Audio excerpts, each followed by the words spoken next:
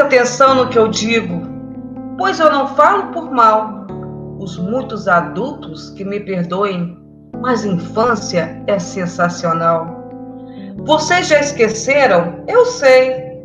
Por isso eu vou lhes lembrar. Pra que ver por cima do muro, se é mais gostoso escalar? Pra que perder tanto tempo engordando, se é mais gostoso brincar?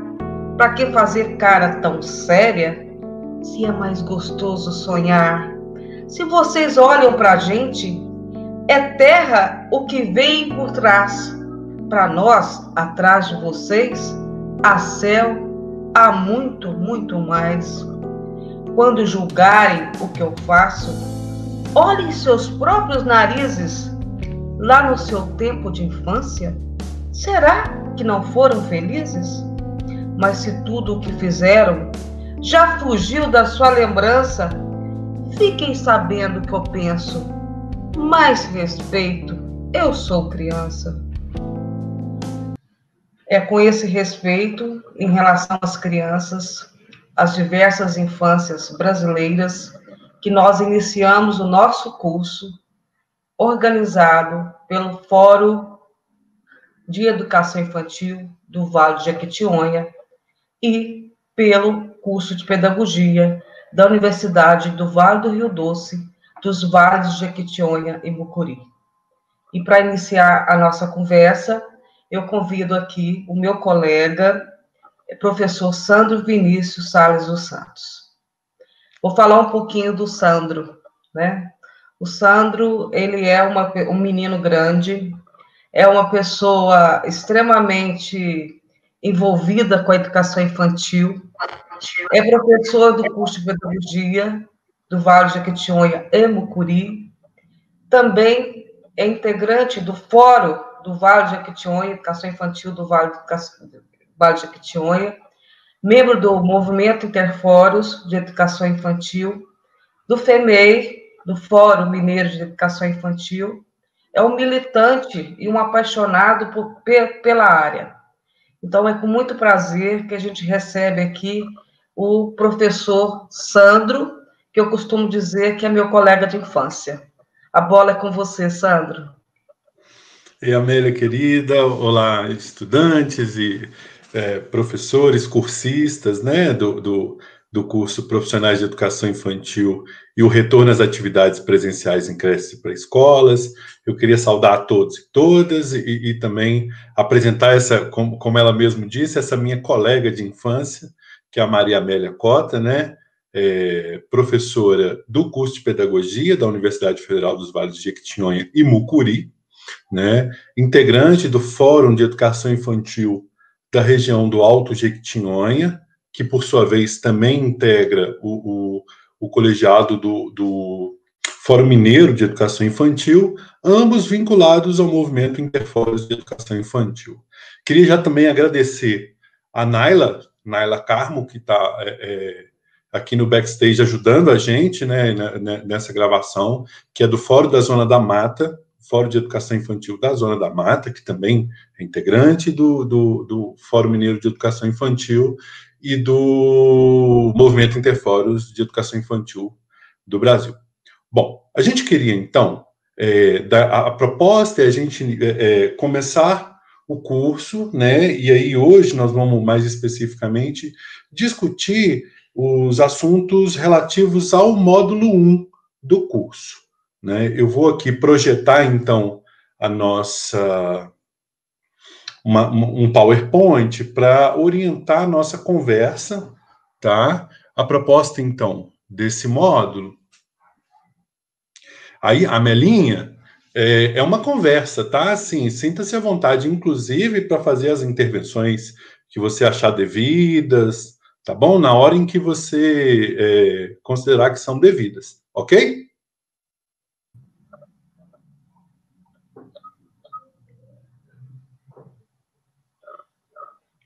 Quando a gente pensa a intersetorialidade, a gente está pensando em diálogo, né? Então, é essa a proposta desse primeiro vídeo do curso, mas eu acho que é, sobretudo, a proposta do curso, né? Que a gente consiga, por meio do diálogo, estabelecer formas de enfrentar isso que mais recentemente tem sido chamado como o novo normal em educação, né? Um novo que assusta, porque a gente não sabe o que é, né? E aí é interessante, América, outro dia eu participei de uma reunião com professores de uma cidade aqui de Minas, chamada Ibirité, uma cidade muito próxima a Belo Horizonte. E aí um professor super engajado, ele me dizia assim, esse novo normal não é lá, ele está aqui na nossa porta, né? Ele não é para o futuro, ele é algo, ele não é iminente, ele é o aqui e agora, e a gente precisa se organizar. E eu acho que é nesse sentido que o Fórum de Educação Infantil da região do Alto Jequitinhonha e o Fórum Mineiro de Educação Infantil, por seu turno, vem organizando todas essas possibilidades de formação, né?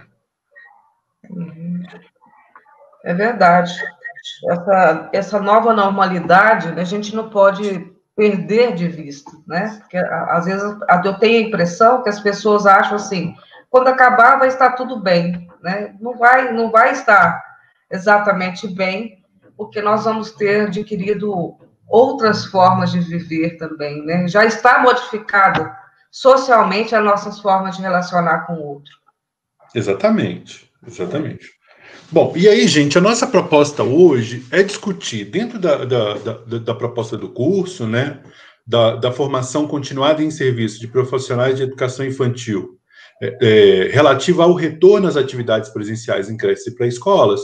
Esse primeiro módulo, ele tem a incumbência de discutir, então, a educação infantil e a intersetorialidade, né? Podemos passar?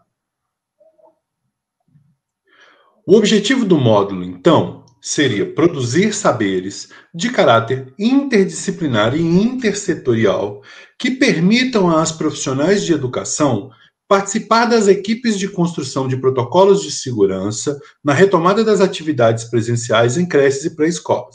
Trata-se de levantar conhecimentos da área da saúde, da psicologia, do serviço social, da educação e outras tantas, né? A gente pode pensar a nutrição, a gente pode pensar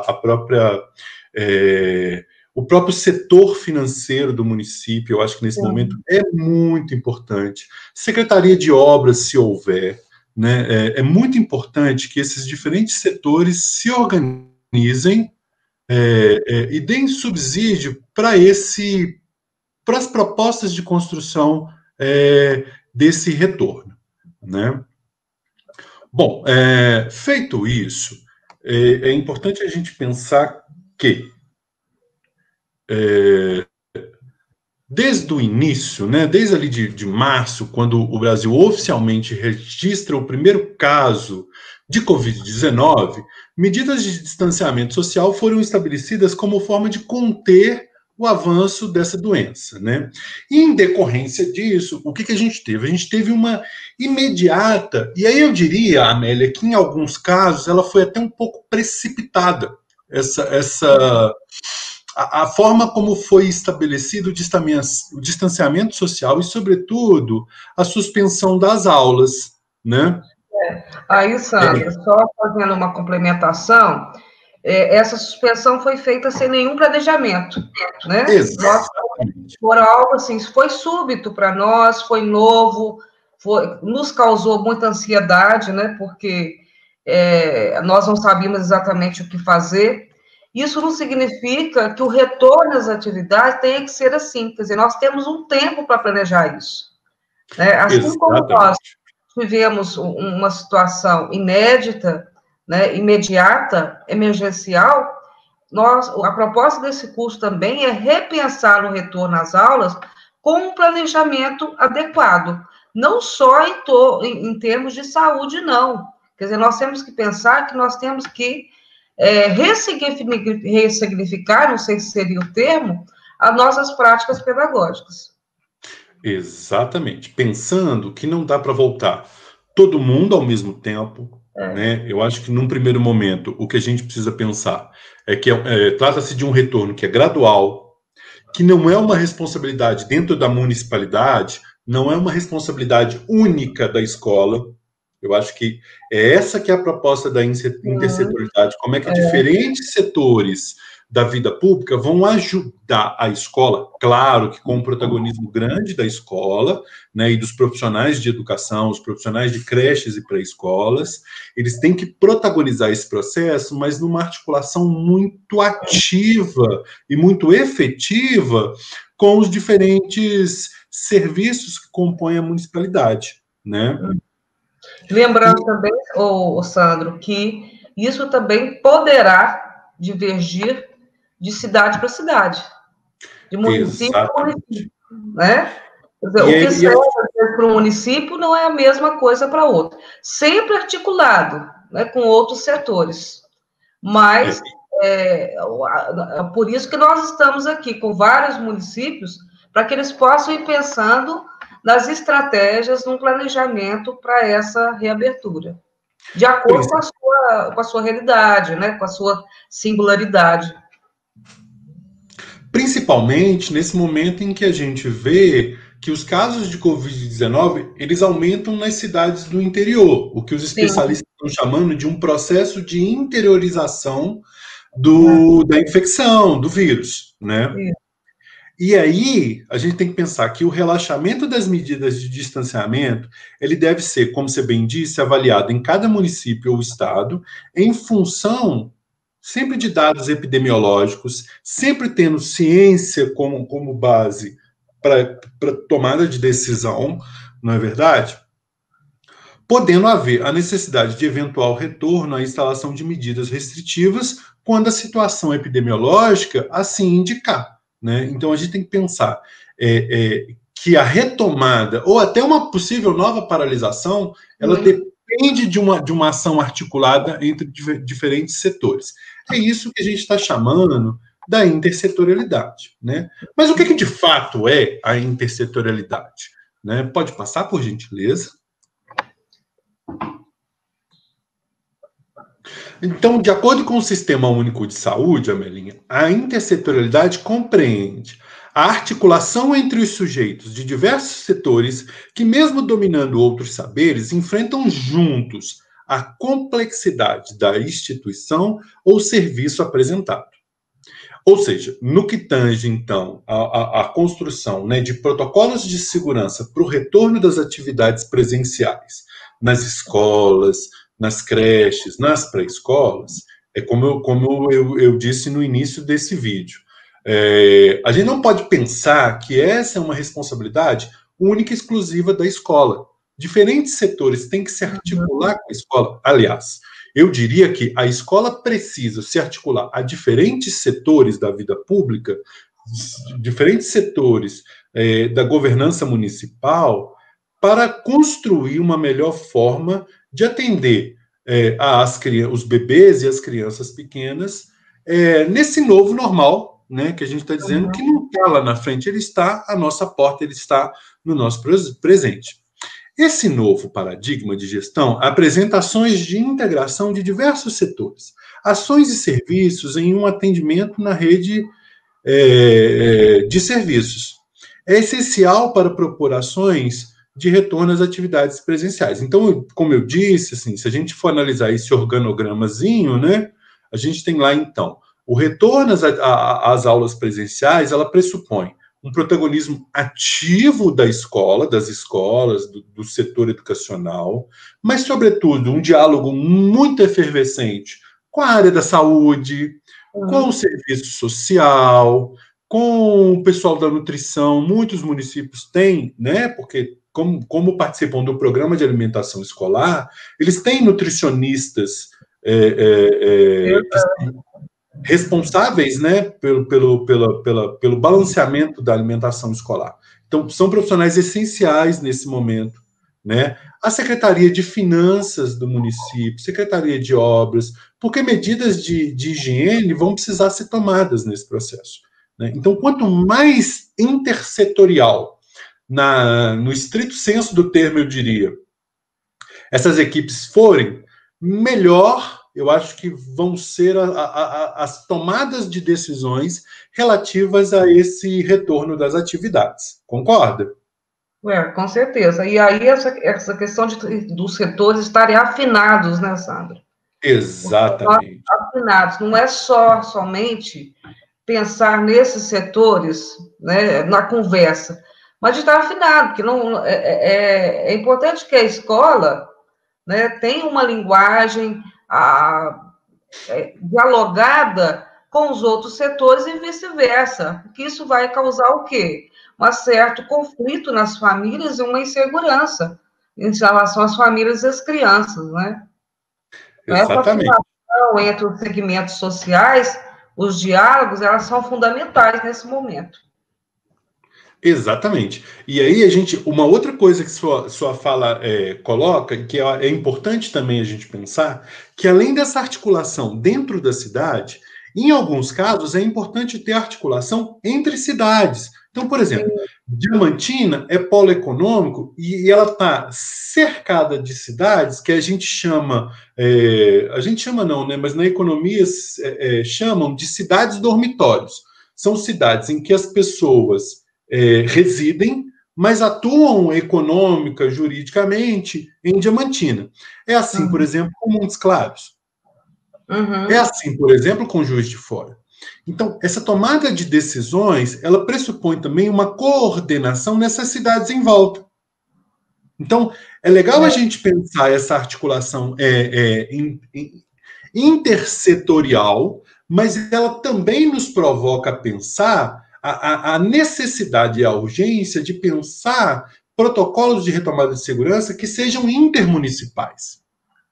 Isso.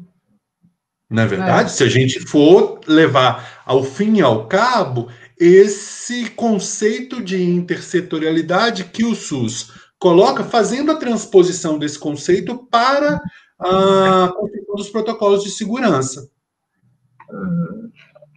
Até porque os nossos municípios são muito próximos, né, Sandra? Exatamente. Então, aquela coisa que o cidadão sempre compara, né? Por que o município é assim e o outro não? Regiões tão próximas. Então, é um outro diálogo necessário. Exatamente. Então, eu acho que uma primeira dica que a gente pode passar, né? Não sei se é legal dizer isso, mas assim, se uma dica legal que esse vídeo pode deixar é que, assim como a gente precisa ter uma coordenação, como você bem colocou, dos diferentes setores na construção de uma proposta intersetorial, a gente precisa também que diferentes municípios se organizem para a construção de protocolos, quem sabe até intermunicipais, não é verdade? Uhum. Vamos adiantar, então? Vamos. Seguindo. E aí, eu acho que para a gente começar, tanto na rede, quanto no interior das escolas, das creches, das pré-escolas, né, das instituições de educação infantil, eu acho que a gente precisa começar coletivamente, eu acho que a Secretaria de Educação ou o coletivo de profissionais de uma determinada instituição de educação infantil, ela precisa levantar algumas questões. E aí eu me dei aqui o direito, Amélia, de pensar algumas questões que eu acho que podem ser questões essenciais para as escolas nesse momento. O que você acha? Eu acho o seguinte, olha, no primeiro momento, o que os profissionais, o coletivo da escola tem que pensar é assim, o que nós sabemos sobre a Covid-19? Né? Que informações nós temos sobre a pandemia? Né? Quais os efeitos dela na nossa cidade especificamente? Né? Já temos casos, não temos casos? Como é que está isso e tal? Quais são os efeitos dela no cotidiano da nossa comunidade? A gente é sempre muito refém das tecnologias, né? Verdade. E aí eu não sei o que aconteceu, assim, deu um delay aqui, enfim. Mas eu acho que a gente precisa, então, pensar em questões iniciais, né? E aí, como eu dizia, Amélia, eu me dei aqui a liberdade de pensar algumas questões, né? O que nós sabemos sobre a Covid-19? Quais os efeitos dela em nossa cidade especificamente? Quais os efeitos dela no cotidiano da comunidade escolar? Porque uma coisa é saber, assim, como é que a doença está proliferando na cidade como um todo? Quantos casos a gente tem, né? Quantas pessoas infectadas? Outra coisa é a gente saber por bairros. né? Porque isso nos permite pensar assim, e os bairros no qual a minha instituição de educação infantil atende as crianças? Tem muitos casos, tem poucos casos, e aí como é que eu penso essa oferta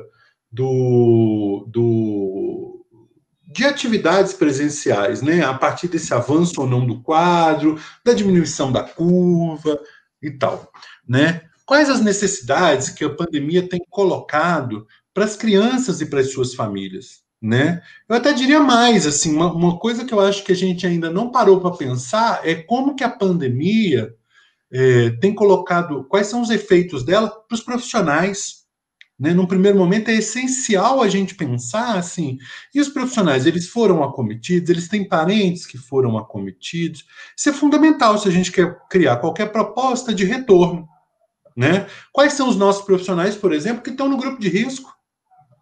Quais são as crianças que nós atendemos que são do grupo de risco? Quais são as crianças que possuem familiares que têm grupo de risco?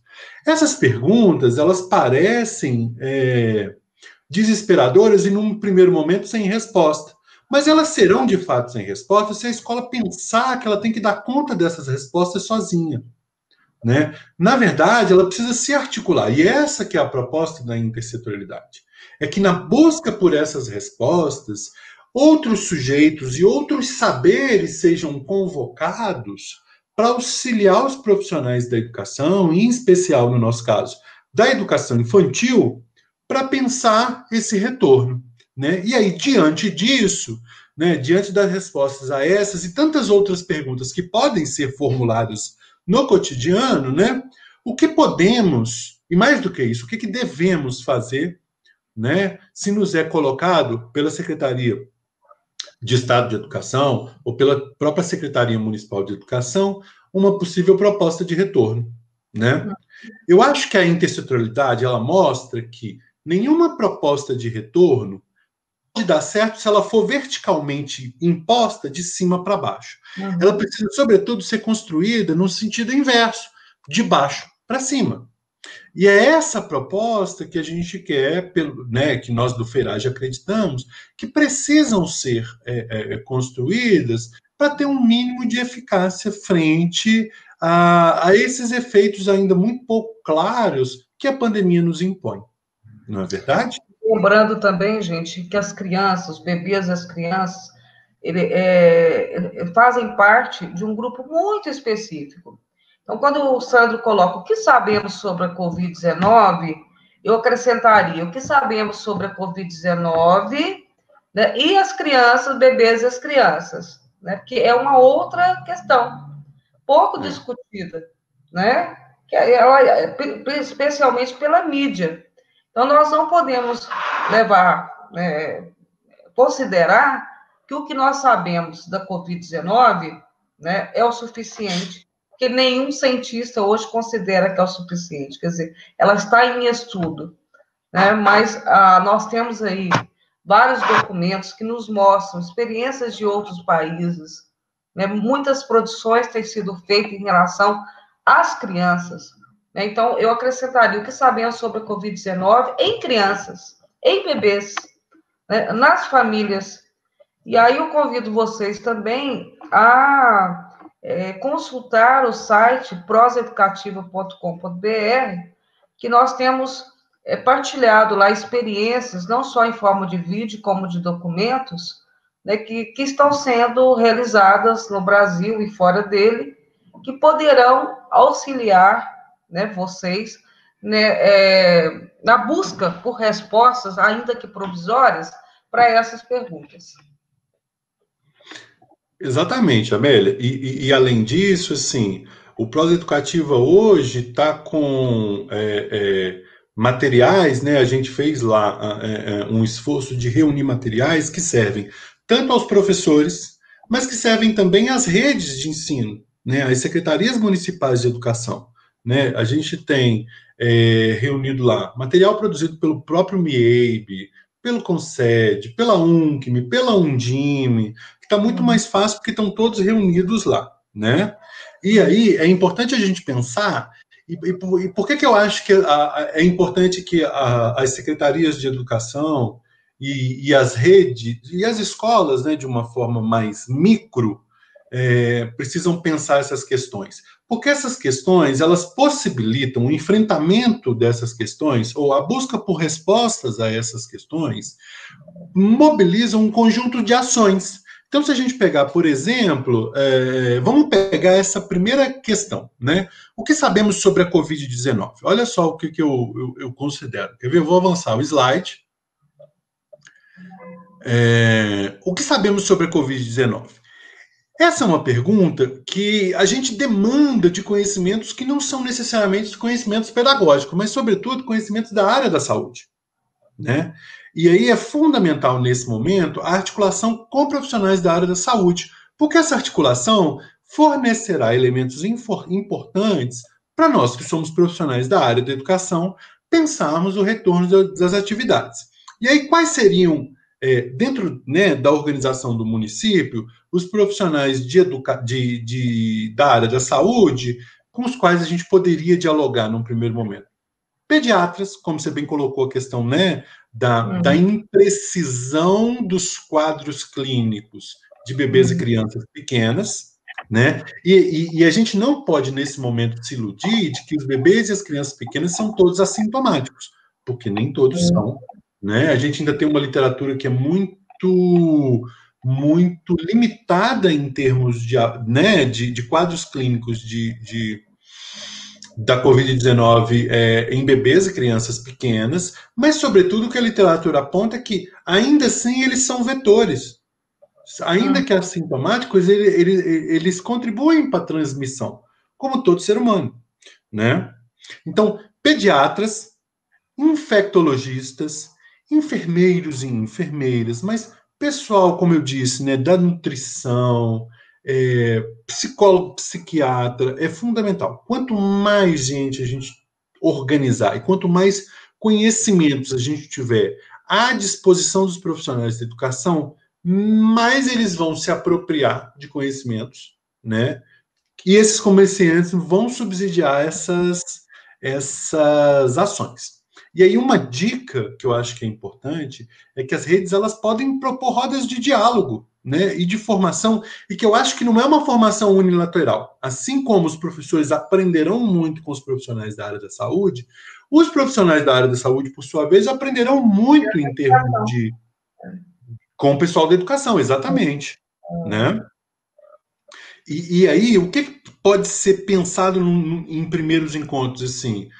Questões relativas a, né, conhecimentos relativos sobre os modos de transmissão da doença, sintomas e formas também de identificar esses sintomas, né? Mais do que isso, medidas de prevenção e a aquisição de instrumentos para medidas de prevenção. Lembra num slide anterior que eu coloquei que era importante, inclusive, um diálogo com a Secretaria de Finanças?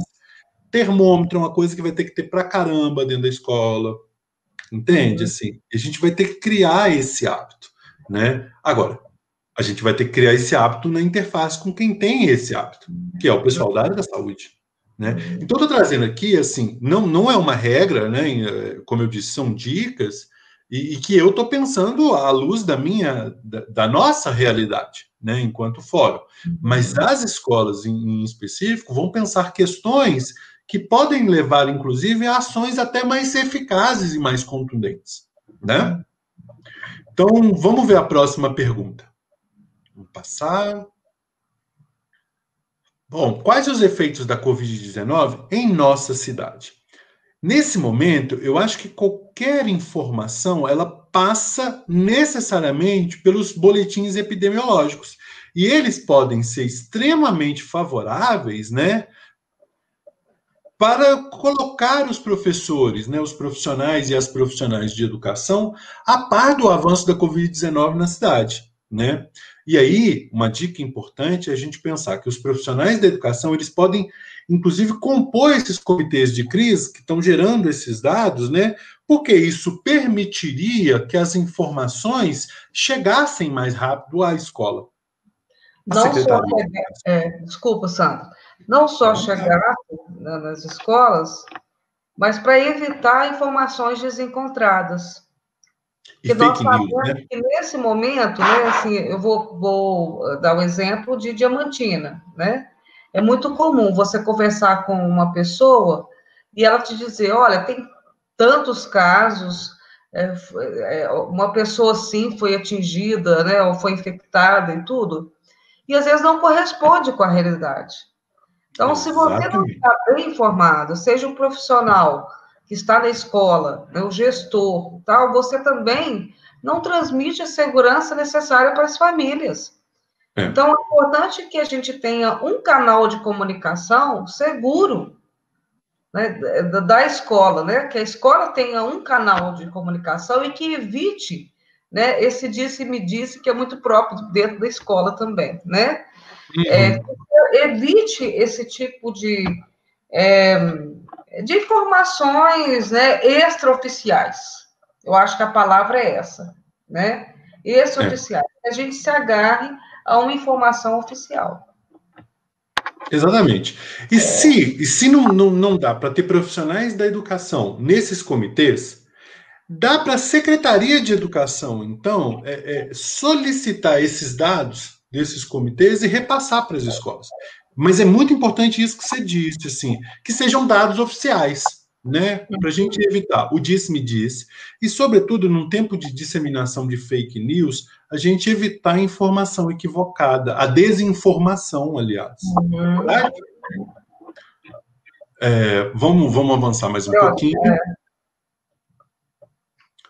Bom, e aí quando a gente pensa, então, quais os efeitos da Covid-19 no cotidiano da comunidade escolar, né?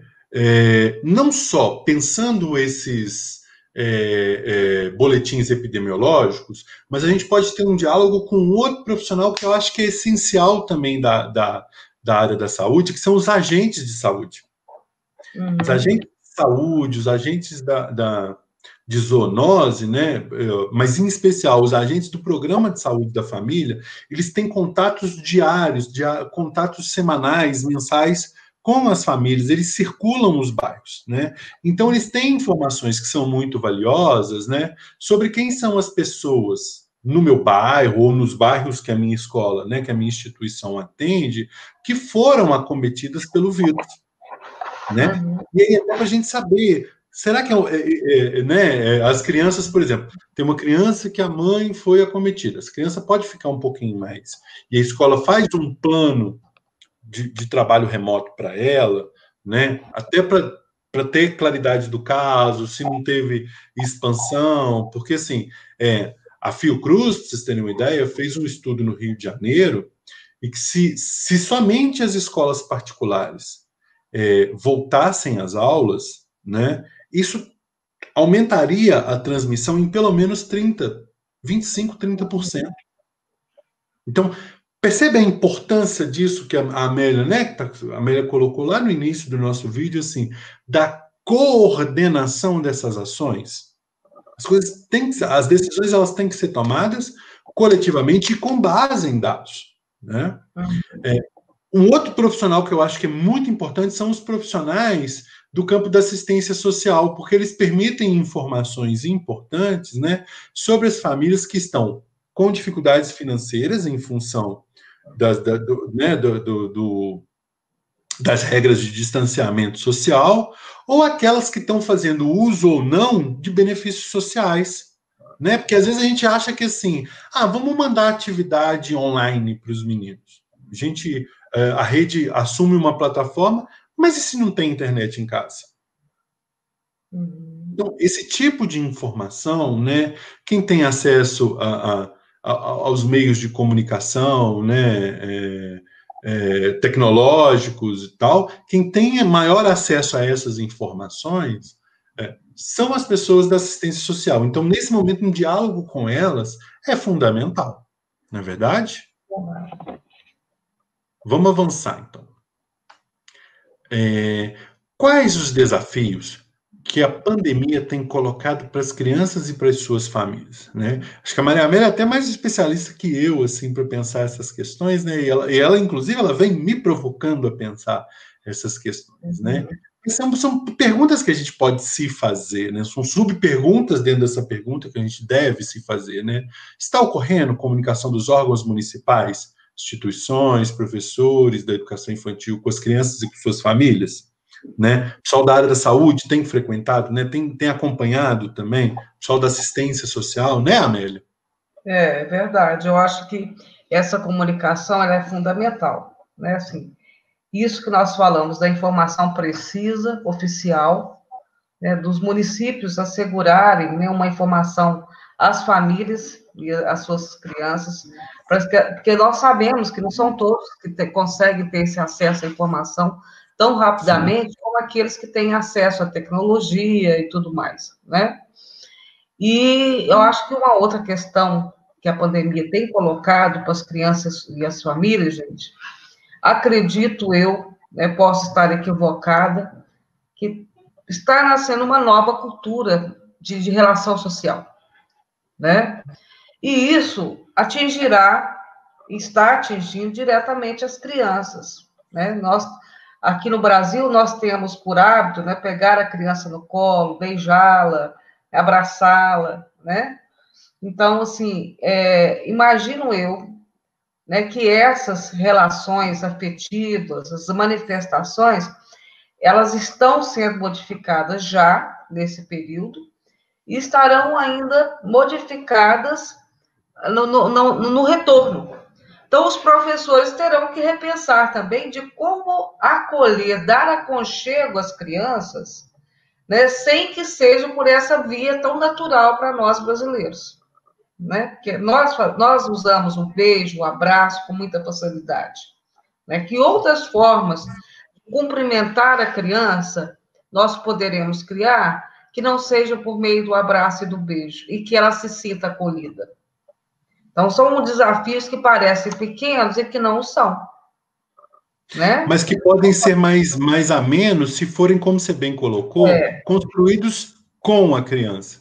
Exatamente. Outra coisa que eu fico pensando sobre essa questão da morte. Possivelmente, muitas crianças tiveram ou terão um contato mais forte com a temática da morte, né? Eu percebo que as escolas normalmente fogem desse tema, né? Ou fazem alusão a algum conceito religioso, né? O papai foi para o céu, a mamãe foi para o céu, ou, né, volta logo, eu não sei, né? Algumas expressões que têm alusão religiosa. Então, assim, eu acho que nesse momento a escola não pode se furtar de trabalhar essa temática. Então, esse é um desafio, né? É um desafio, assim, que eu sempre provoco os professores a trabalharem, não fugir dele. É difícil para todos nós falar da morte, né? Mas esse é o momento em que nós vamos nos debruçar mais sobre esse tema. E aí eu sempre defendo a literatura. A literatura infanto-juvenil, ela tem essa capacidade, né, de nos ajudar a dialogar sobre a criança, sobre esses temas que nos parecem difíceis, né? Esse é um outro desafio que eu fico imaginando, né, que podem ocorrer. Posso estar equivocada, do Sandro. Não, eu acho que você está. E uma coisa que você coloca, que está até no nosso PowerPoint, assim, eu queria até que você falasse um pouquinho mais, o como que é importante nesse momento ouvir as crianças, Sim. né? Compreender se elas, né, estão sendo protegidas socialmente nesse momento de isolamento social, mas, sobretudo, que sentidos elas estão produzindo, que compreensões, né, como é que elas estão se apropriando desse momento da história, né? E aí, Sandro, a gente tem pensado muito na proteção da saúde da criança e das famílias. Então, por que nós estamos falando em proteção social? Que nós temos acompanhado vários dados que têm nos dito o quê? Que tem aumentado o índice de violência também em relação à criança, né? Então, assim, é possível a gente imaginar que há crianças, por exemplo, sofrendo assédios, né, abusos sexuais, castigos físicos. Então, esse, particularmente, é sempre uma pergunta que eu me faço, né? nesse período de pandemia, como nós estamos protegendo socialmente as crianças. Nós podemos estar pensando na saúde em relação à Covid-19, mas nós não estamos pensando nos outros aspectos que compõem essa relação da criança. E nós sabemos que ainda isso é muito forte na nossa cultura, né? É assim, desrespeito, né? Vamos dizer assim, ao direito da criança, o reconhecimento da criança como sujeito. Não ao acaso eu já iniciei, né? Nós iniciamos hoje falando sobre os direitos da criança, né, dessa comparação com o adulto. Não foi ao acaso que nós trouxemos isso, para tocar nessa questão. Quer dizer, os municípios, nesse caso, são importantes para estarem atentos à condição social da criança. Né? Que é claro, o Brasil sempre foi um país de muitas desigualdades sociais. Se nesse momento ele não está apenas escancarando as desigualdades sociais, né, mas ampliando, né? Ele nos mostra, quer dizer, a pandemia está mostrando, né, as imensas desigualdades sociais existentes, está ampliando também. Quer dizer, a quantidade de desemprego, né, que está acontecendo, imagina assim, há muitas crianças, né, com problemas de alimentação, é uma nova configuração familiar.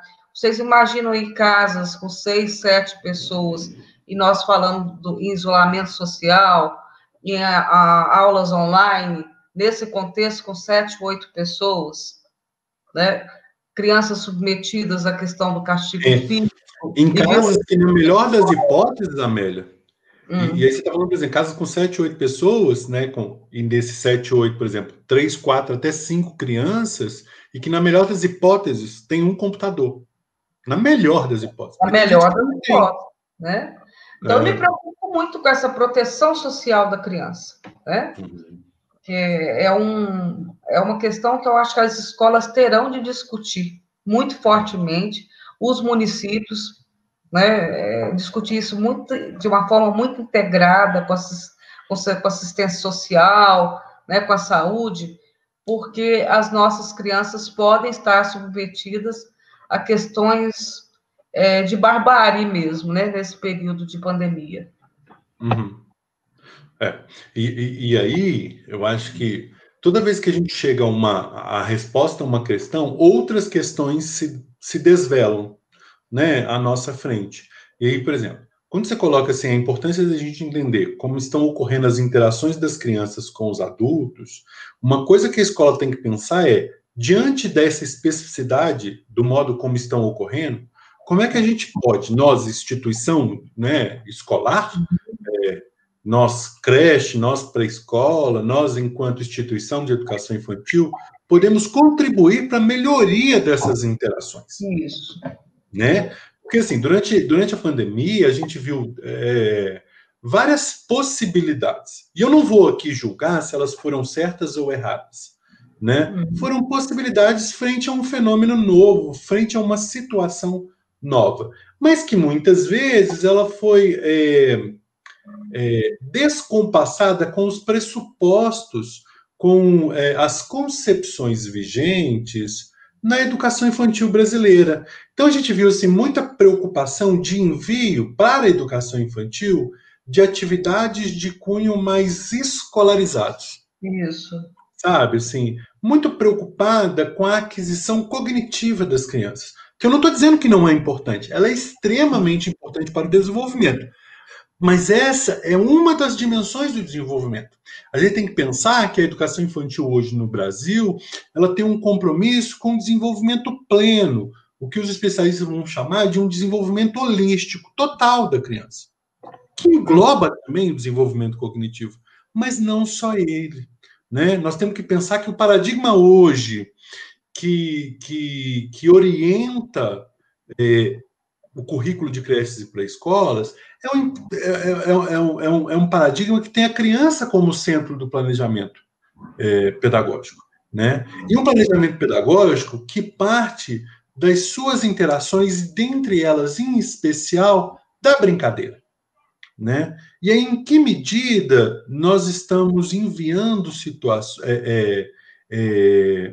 determinadas atividades que estão não só sobrecarregando as crianças, mas também as suas famílias, né? Eu costumo dizer assim, eu sempre brinco isso nas minhas aulas, assim, eu não fiz curso para ser pai, embora eu seja pai. Ser pai e ser mãe a gente aprende no cotidiano, né? Os antropólogos da aprendizagem vão chamar isso de situate learning, né? Uma aprendizagem situada. Mas quando a gente faz um curso de formação profissional, como o curso de formação de professores, a gente passa a ter uma intencionalidade. E essa intencionalidade pedagógica, ela não pode desconsiderar a criança como o ator principal do processo pedagógico na educação infantil, né?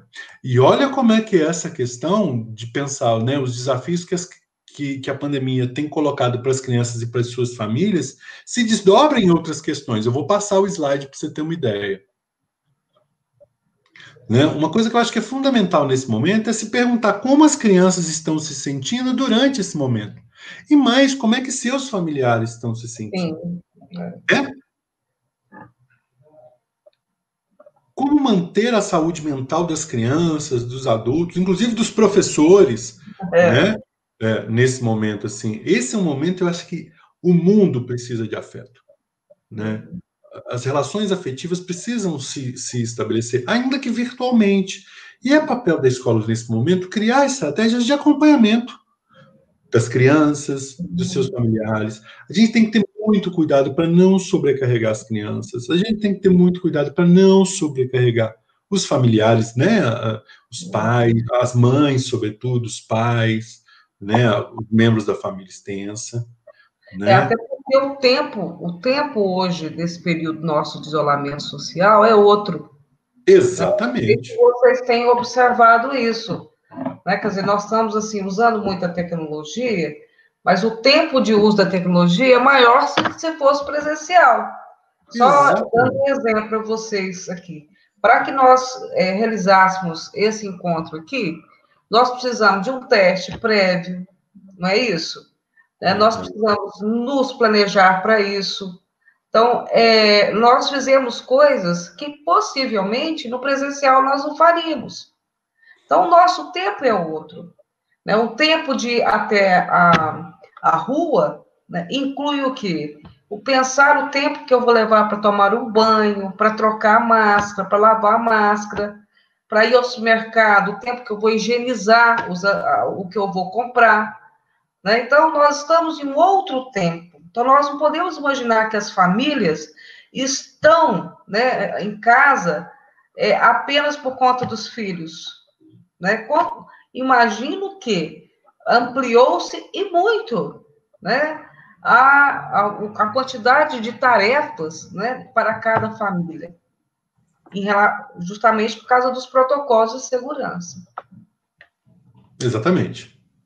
E aí eu acho, Amélia, que uma questão que eu acho que é uma autocrítica, uma autoavaliação que as instituições precisam fazer nesse momento é o fato de nos preocuparmos com o envio de atividades não presenciais para as crianças, né?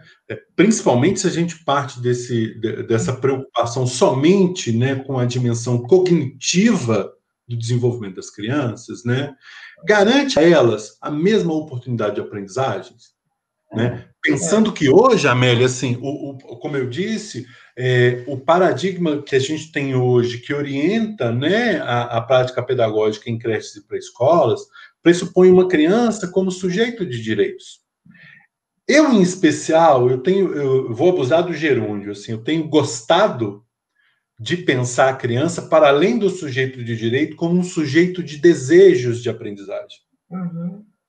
Em frente a uma situação, né, de uma pandemia que nos impõe distanciamento e isolamento social, né, nos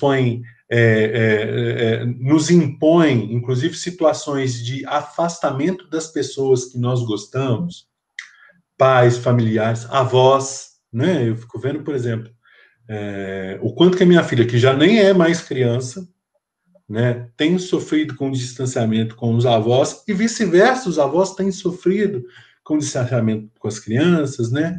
O que hoje, frente a essa situação, o que elas desejam aprender? Sabe? Eu acho que quando a escola começa a se fazer coletivamente, essa pergunta, num contexto de pandemia como esse, assim, ela está fazendo mais do que uma pergunta, ela está fazendo uma autoavaliação. Isso. Entende? E aí, vamos adiantar, né? Porque o papo tá ótimo, mas a gente precisa fechar, porque esse módulo ainda tem muito trabalho. Não é verdade? E aí, por fim, diante dessas respostas, né, das respostas, ou das possíveis respostas a essas e tantas outras perguntas que as escolas, que as redes, né, que as secretarias municipais de educação podem se fazer nesse momento, né, o que nós podemos e o que nós devemos fazer? Eu acho que aí nós temos um conjunto de ação que tanto cabe para as secretarias de educação, quanto tem um conjunto de ações que caberia, né, ou que caberiam para as escolas. No âmbito das secretarias de educação, né, eu acho que ela, na interface com as demais áreas que compõem a governança dos municípios, né, ela poderia contribuir na construção de diretrizes e princípios gerais para o retorno, né, para os protocolos, ou para a construção dos protocolos de retorno às atividades presenciais. E eu particularmente acho, não sei se você concorda, Amélia, que alguns pontos poderiam ter destaque, e poderiam ser destaques colocados pela Secretaria de Educação. Quais sejam?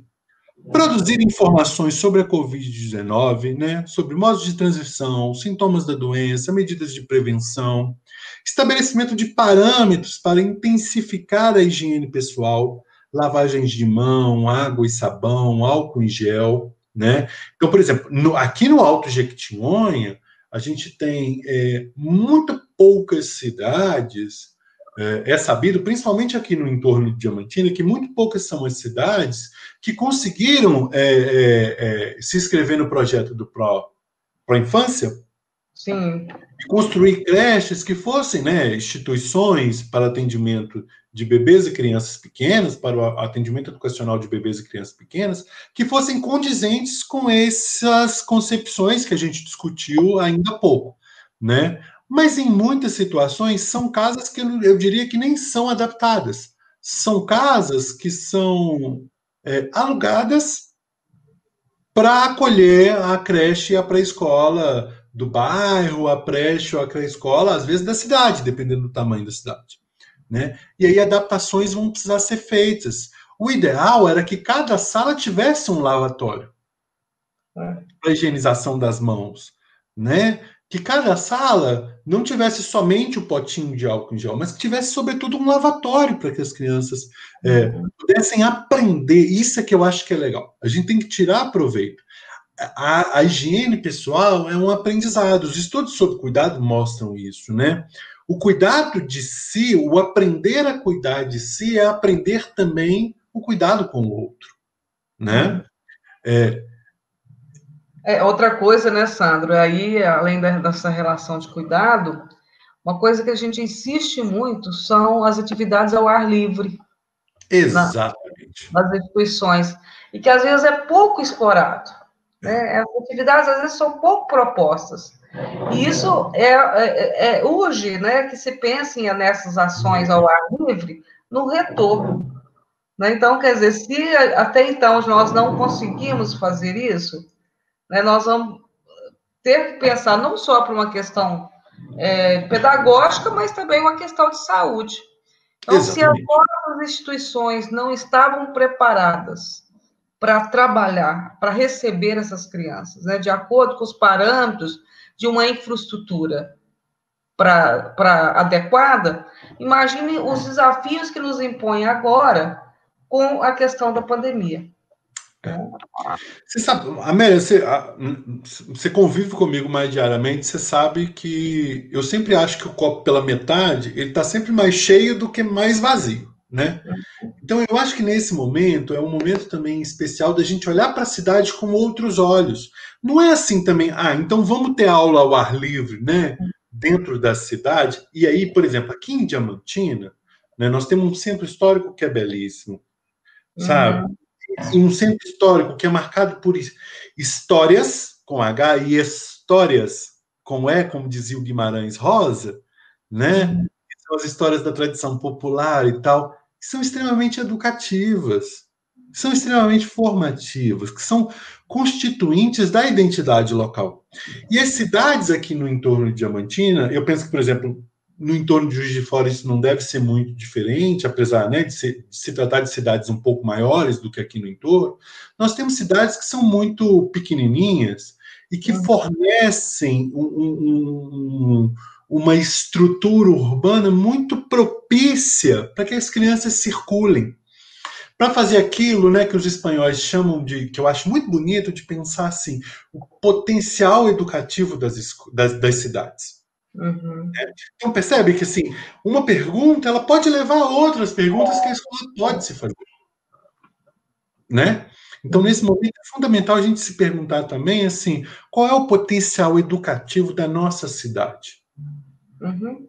Para além das salas, para além dos muros da creche da pré-escola, né? Uma outra diretriz que eu acho que é importante que as secretarias podem estabelecer é a proposição de cursos de formação. Que bom que o Fórum de Educação Infantil do Alto Jequitinhonha e os fóruns que hoje congregam o Fórum Mineiro de Educação Infantil, né, assim como o FEIRAGE, o Fórum da Zona da Mata, o Fórum Sul Mineiro, têm se mobilizado para a construção da formação continuada e em serviço de professores. Mas essa formação ela pode ser dentro do próprio município, não é verdade? É importante. E a Secretaria de Educação ela pode fazer isso. Ela pode demandar as universidades, não é verdade? Ela pode demandar os fóruns de educação infantil, por que não? Claro. Nessa construção. E, sobretudo, estabelecer acompanhamento psicológico e afetivo às crianças, às famílias, mas, sobretudo, aos professores. Eu acho que nesse momento é importante a gente cuidar de quem cuida das crianças, não é? E aí, no que diz respeito às instituições escolares e, sobretudo, às instituições de educação infantil, a gente precisa, então, criar medidas de operacionalizar isso que as secretarias, que a gente está propondo que as secretarias façam, né? Pensar as medidas de distanciamento social. Olha, num primeiro momento não vai dar para atender todo mundo. Quem que a gente vai atender prioritariamente? Então tem que ter critérios para o atendimento presencial. E esses critérios, eles levam também a considerar quais são as situações em que as crianças podem e devem ainda permanecer um pouco mais nas suas residências. Essas são decisões que a escola vai ter que tomar a partir da construção de todos esses dados, do levantamento de todos esses dados e de todos esses conhecimentos, como a gente colocou ao longo do vídeo, né, na relação com essas outras áreas da governança municipal. Né? Ela vai ter que tomar medidas educativas para as crianças e para a população como um todo, porque não é possível, né? A gente vê assim que no momento em que há uma discussão sobre a interiorização da doença, no momento que a gente vê uma discussão ampla no país inteiro de um aumento das curvas, as medidas estão sendo relaxadas, as pessoas estão indo para a cachoeira, elas estão indo para a praia, né? Que no nosso caso, em Minas, infelizmente, não tem praia, mas tem cachoeiras belíssimas, tem lagos belíssimos, tem rios fantásticos, né?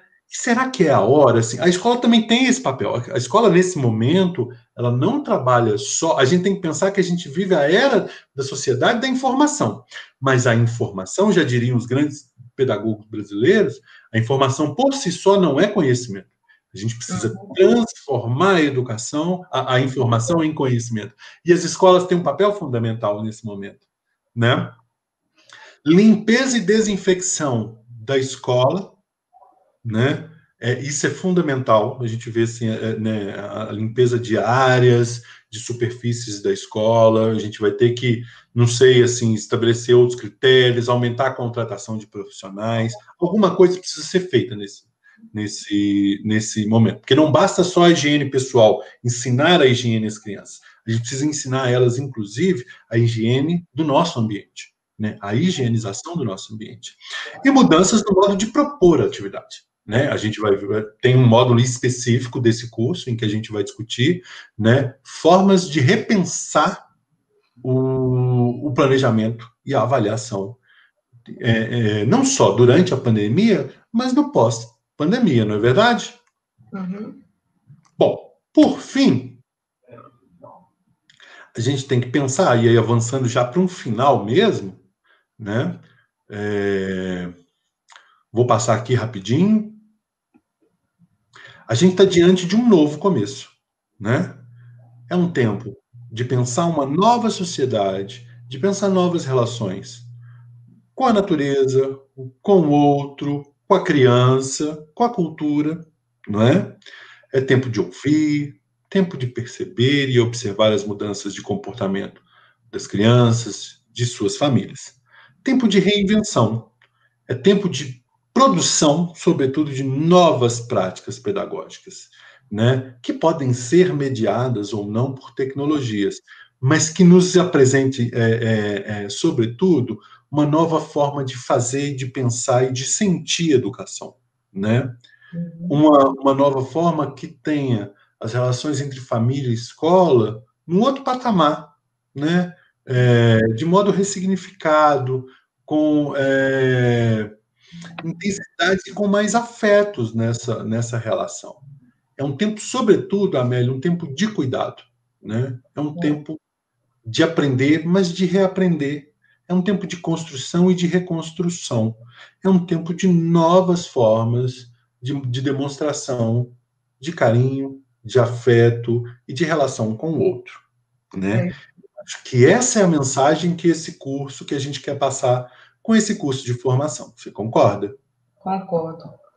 E com isso, gente, nós estamos aqui fazendo o primeiro Partilhando Experiências, né, do nosso módulo 1. O nosso próximo Partilhando Experiências será no dia 12, né? E depois dessa fala inicial, nós temos aí uma outra parte do curso, que é o Ampliando Experiências. O Ampliando Experiência oferece a vocês leituras, né, que vão complementar muitas das situações, das ideias que nós colocamos aqui.